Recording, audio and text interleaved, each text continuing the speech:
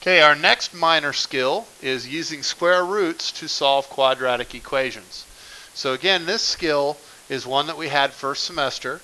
The way that we approach a problem like this, first of all, we need to realize that we can only use this method when there is no b value in our quadratic. In other words, we can only use it when we have quadratics that do not contain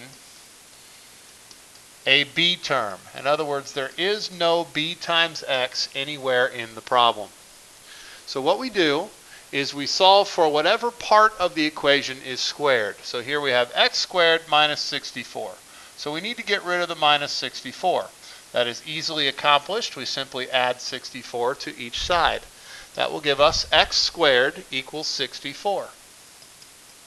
Once we have isolated the exponent, what we do next is we take the square root of each side. So we're going to take the square root of x squared and the square root of 64. Now this is going to require us to reach back into the previous video and realize that root 64 is positive or negative 8, meaning we have two answers, 8 and negative 8.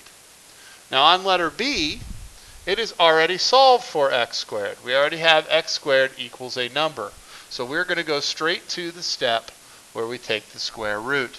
That will give us x equals plus or minus. Now we have to realize the calculator is going to do this for us. 16 times 5 is plus or minus 4 root 5. And we're not going to be able to do any better than that. Letter C is the one that's really important now. It's the one that's going to build up into our completing the square goal, which is the major skill in this lesson.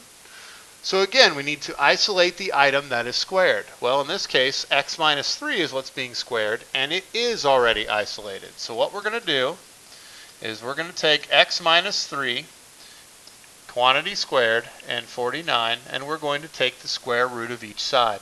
That will give us x minus 3 equals plus or minus 7. Then, to finish solving for x, because we're not done solving for x yet, we're going to add 3 to each side. Now notice I did not write that directly underneath the 7, because that answer is not plus or minus 10. We have to actually do that problem individually. What we have right now is positive 3 plus or minus 7.